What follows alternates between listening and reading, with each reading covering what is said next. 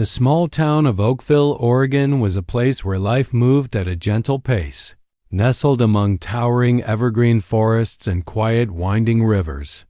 The residents preferred the calm, the peace, the comfort of routine until one afternoon in September when everything changed. On that afternoon, a moment was about to unfold that would alter the town forever. 10-year-old Emily Parker stood outside the Oakville police station, staring intently at the steel cage that held Max. She stood there, her sneakers scuffing against the cracked pavement, her heart beating faster with each hesitant step. Inside that cage was a massive German shepherd, his sharp teeth gleaming like polished daggers as the fading sunlight caught them. Max had once been a celebrated police dog, a hero in Oakville. But that was before the accident, before he became notorious, labeled dangerous.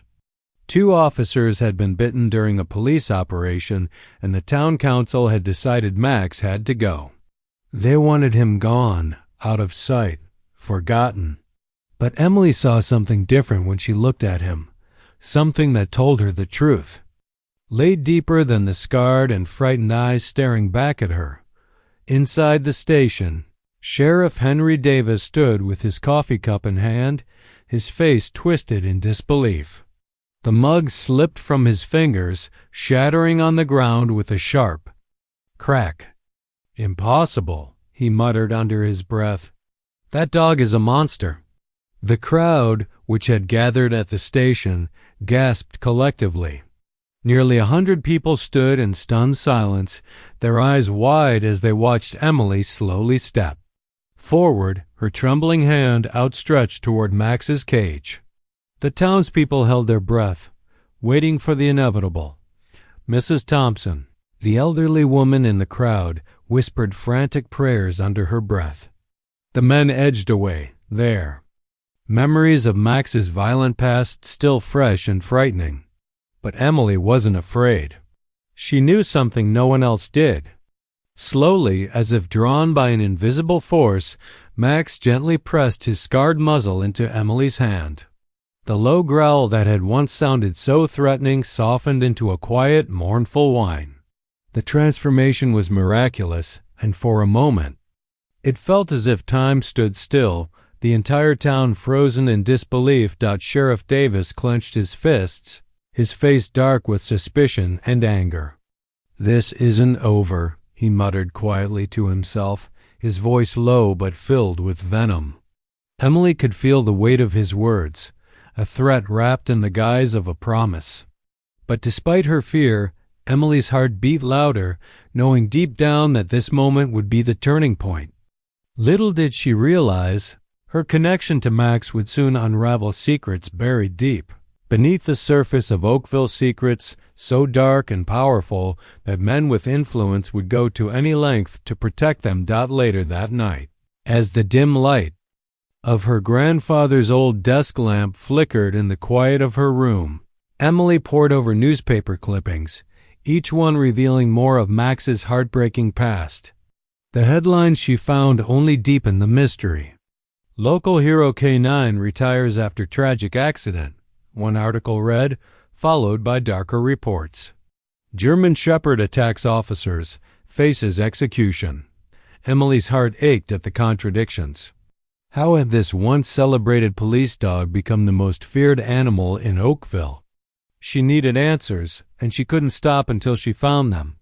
The following morning, Emily overheard Sheriff Davis speaking to his deputies behind the police station. She crept closer, hiding behind a stack of wooden pallets. Davis's voice was cold, menacing. "You keep that mutt aggressive," he growled. "I need everyone scared of him. No one will question what we're doing if they're too afraid to come near him." Emily's breath caught in her throat. It wasn't that Max was inherently violent. He had been turned into a monster, manipulated into becoming something he wasn't. The realization hit Emily hard, burning like hot coals in her chest. Max hadn't chosen this path. He had been forced down it. Later, Emily met Luke Harris, the youngest and kindest officer at the station. Luke was hesitant at first, unsure of how much to reveal, but soon he confirmed her worst fears. "Davis abuses Max every night to keep him dangerous," Luke said bitterly. "There's something he's hiding, Emily, something terrible enough to destroy anyone who tries to uncover it." Emily returned home that evening, her heart heavy with the cruel truth. She could barely eat dinner, her thoughts consumed by what she had learned. Her grandfather noticed her distant mood. "What's troubling you, sweetheart?" he asked gently, his voice full of concern. Emily looked into his eyes, those eyes full of wisdom and care, and made a decision. "Grandpa," she said firmly, "someone has to help Max. It's going to be me." Her grandfather sighed deeply, understanding the weight of her words. Yet he saw something in her determination, something familiar. He saw the same spark in her that had always burned in her parents. They had fought for what was right, even when it wasn't easy. And now? Emily would do the same. The next morning, Oakville's town square was abuzz with whispers and murmurs. Sheriff Davis stood in front of the gathered crowd, his voice filled with mock arrogance. "You've all seen the dog's true nature," Davis declared, his words dripping with disdain. "But since little Emily Parker thinks she can save him, I'm going to offer a challenge." His eyes gleamed with malicious amusement. "If she can tame Max in 20 days, she can adopt him. But if she fails," he paused, letting the tension hang in the air, "and she will fail, Max will be put down." The crowd gasped. Shocked glances passed between the residents, and Emily stood at the edge of the crowd, fists clenched tightly in determination. She could feel the weight of their eyes on her, their judgment heavy and unwelcome. But she didn't waver. "You can still back out, little girl," Davis sneered, his voice laced with mockery. "Nobody would blame you." But Emily didn't flinch. She lifted her chin defiantly, her voice clear and unwavering. "I accept the challenge," she said, her words carrying with them an iron resolve. "Max deserves better than this." That afternoon, Emily found herself standing behind the police station once again, staring at Max. His weary eyes followed her every movement, still uncertain whether to trust or fear her. She extended her hand gently, speaking in soft calming whispers. "We're going to prove them wrong, Max, together." As if sensing the sincerity in her voice, Max slowly approached, his nose brushing against her fingers. Emily's heart swelled with hope as she felt the soft touch of his fur. A bond was beginning to form. She knew it wouldn't be easy, but she was ready. Back at home, her grandfather watched her quietly, his concern evident. "This won't be easy, Emily," he cautioned, his voice soft but filled with worry. Emily nodded and gazed out at the horizon. "I know, Grandpa. But Max needs someone to fight for him, just like Mom and Dad fought for what was right." Her grandfather's heart ached with pride. He saw in her the same courage that had always defined her parents. And though he feared for her, he also knew that Emily's determination could change everything. The next days of training were harder than Emily had imagined. Each afternoon behind the police station felt like an uphill battle.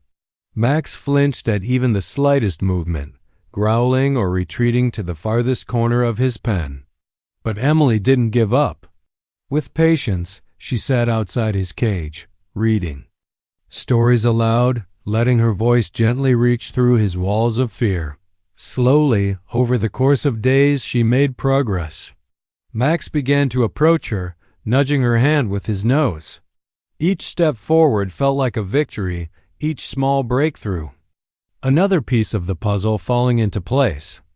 Emily's heart swelled with pride, but even as hope began to bloom, doubt still crept into her mind. Could she truly save Max? One evening, as the sun set, her grandfather placed a hand on her shoulder. "Courage isn't the absence of fear," he said softly. "It's standing strong despite it." Emily looked up at him, finding renewed strength in his words. "I won't give up on Max," she vowed, her voice firm. And for the first time, she felt ready. She would face whatever came her way with Max by her side. The battle wasn't just about saving a dog. It was about uncovering the dark truth behind Sheriff Davis and his cruelty. And Emily was prepared to fight for it no matter the cost. "Emily, that's dangerous." Davis Hazley's. "People who'd rather this stay buried than they're part of the problem," she snapped. "If no one stands up, Max suffers, and others will too." Luke hesitated, then knelt to her level. "You're braver than most grown-ups, Ickno," he said softly. "But if you really want to fight this, we have to be smart." He suggested they move Max to a safer location for training, somewhere Davis couldn't reach him. That afternoon, Emily and her grandfather quietly cleared space in the old barn behind their farmhouse. By nightfall, Max was moved in away from the sheriff's watchful eye. Over the following days, Emily trained Max in secret. In Theburn's dusty glow, she guided him throughout basic commands, slowly building the trust Davis had shattered. Max responded with growing confidence, his fear beginning to fade. One evening, as Emily gently brushed Max's fur, he leaned into her hand and released a soft sigh. Relief, maybe even gratitude. Her grandfather stood at theaterway, watching with quiet awe. "You're doing it," he whispered. "You're giving him his soul back." Emily looked up, voice steady and maybe saving mine, too. It happened 3 days later. Emily was brushing Max outside the barn just after sunset. The sky a swirl of lavender and gold when the smell of smoke hit her nose. It was faint at first, then unmistakable. Burning wood. "Grandpa!" she screamed, sprinting toward the house. Flames danced across the side of the barn, licking at the old hay bales stacking near the back wall. Emily grabbed a bucket and ran to the pump, heart thundering in her chest. But before she could throw water, Max barked furiously at her, warning. "Alert! Protect!" He lunged toward the back, teeth bared. There, slinking through the shadows, was a figure with a gas can. "Hey!" Emily shouted. The man bolted into the woods, disappearing into darkness. Max growled low, but didn't chase it. He stayed close to Emily, shielding her. The fire spread fast, and it took everything Emily and her grandfather had to keep it from reaching the house. When the flames finally died, the barn was half gutted, scorched black and smoldering. They sat in the porch, exhausted, smoke clinging to their clothes. Emily's hand shook as held Max close. "That was no accident," her grandfather said grimly. "Someone wants to scare you off." "They're wasting their time," Emily said quietly, her voice tight with fury. "I'm not going anywhere." The next morning, word of the fire spread through town. Whispers followed Emily wherever she went. Some pitied her, others warned her to stop. But more and more people began to question what was really happening. In Oakville. And though no one spoke aloud, one truth became clear. Sheriff Davis was getting nervous. His grip on the town was loosening. And Emily Parker had just become a threat he couldn't ignore. They found it the morning after the fire. Emily and her grandfather were sifting through the barn's charred remains. Once something metallic caught her eye beneath a collapsed beam. Half buried, half melted, yet intact. A scorched envelope inside a USB drive in a torn piece of paper. Its ink smudged but still legible. He's not just hurting fatigue. "You need to see this. Don't trust Inyon, especially not in uniform." Emily clutched it with trembling fingers, heart racing. Someone from inside the system. Maybe a deputy, maybe a janitor, had risked everything to get this to her. She didn't know who, but she knew exactly who to take it to. That afternoon, she met Luke behind Thellabry. Her backpack was heavy with more than school books. Luke plugged the USB into his laptop, eyes narrowing as screen flickered to life. The footage was grainy, pulled from the police station's night cameras in it. Sheriff Davis stood over Max's kennel, cattle prod in hand, whiskey bottle on the ground. The video caught everything. His cruel words, the electric shocks, the way Max cowered, whimpered, tried to escape, the pain, the power, the control. Luke sat back, stunned. This is enough to bury him. Emily nodded, but her stomach twisted. What if he finds out we have it? Luke's face darkened. Then he won't stop until it's gone, and maybe us too. They agreed on a plan. Luke would get the Bethino evidence to contact in the State Bureau. Emily would keep training Max, stay hidden, stay safe. That night, back at the barn, Max pressed close to Emily as if he could feel the weight she carried. As they trained under dim lantern light, ash shadow lingered at the tree-line. Unformed man raised his phone. She has the video, he whispered. What do you want me to do? A pause. Then wait, we'll make our move soon. The knock on the door came just as the sky turned pale with morning light. Emily rushed to the door, heart pounding. But it wasn't Sheriff Davis, it was Luke, sweaty, wide-eyed, and barely able to speak. They're coming, he gasped. The Stady investigation team. I sent them footage last night. They've got arrest warrants. Real ones. Moments later, sirens echoed through Oakville. Black SUVs swarmed the police station like a storm. Agents in plain clothes poured out, badges flashing, weapons holstered, but ready. Emily and her grandfather watched it all from the hill just outside town, holding Max close. She had never seen so many officers in one place and never imagined they'd be on her side. Down below, Sheriff Davis stepped out of the side entrance of the Timma station. For the first time, he looked small. Not dangerous, just afraid. His hand moved instinctively to his holster, but he never had a chance. 2 agents tackled him against the wall, cuffing him before he could speak. You have no idea what you're starting, he roared. Oh, we do, one agent said coolly, and it ends with you. By midday, the town square was full. Word had spread like wildfire. Some residents stood silent in disbelief. Others whispered. A few brave ones applauded as Davis was led away, struggling and swearing.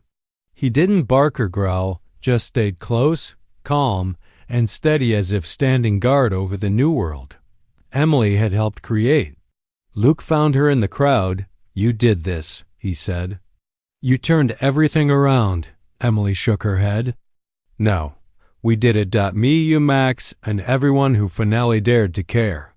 That afternoon, Emily was called to the town council. The final decision came quickly. After reviewing the footage and Luke's sworn statement, the council voted unanimously. Max would stay with Emily forever. As he stepped outside, the townspeople erupted. In cheers, Max barked once happily and leaned into her hip. Shek knelt and hugged him tightly, laughing for the first time in weeks. Her grandfather met her at the bottom of the steps, eyes moist with quiet pride. You stood tall when it mattered most, Hesed.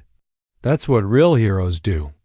Emily looked into Max's loyal eyes, her hand brushing over the old scar on his muscle. And in that moment, Oakville didn't just feel safer. It felt like it belonged to good people again. Weeks passed and peace returned to Oakville. Emily and Max walked the forest trail each morning, side by side. No leash, no fear, just trust. The town slowly held, old wounds fading, new kindness blooming. Luke visited often, some helping with Max's training, other times just sharing stories over lemonade on the porch. One evening, as golden light spilled across the fields, we made it, Max, Emily whispered. He nudged her gently, tail wagging. For the first time, she didn't just feel safe, she felt whole. Because sometimes the bravest thing isn't fighting back. It's choosing kindness when the world offers fear.